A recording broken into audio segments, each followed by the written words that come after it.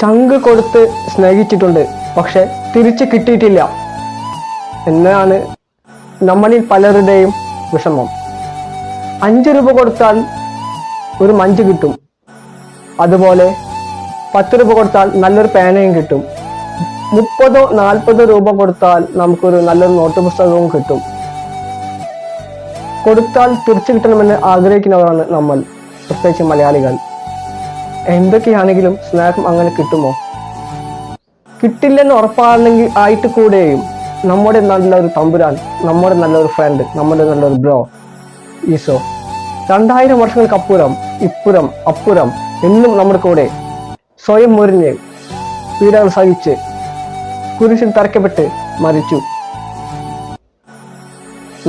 നമ്മളോടുള്ള സ്നേഹത്തെ പ്രതി 3-ാം നാൾ ഉയർപ്പിക്കപ്പെടുമെന്നുള്ള പ്രത്യാശയോടുകൂടെ തന്നെ ആ പ്രത്യാശ നമുക്കൊപ്പം ഉണ്ടായിരിക്കട്ടെ.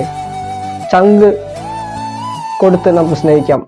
തിരിച്ചു കിട്ടില്ല എന്ന ഉറപ്പാണെങ്കിലും തിരിച്ചു കിട്ടില്ല എന്ന പ്രതീക്ഷ ഇല്ലാതെയും നമുക്ക് ആ തമ്പുരാന്റെ കൂടെ നമുക്ക് എല്ലാവരെയും ചങ്കോടുകൂടെ സ്നേഹിക്കാം.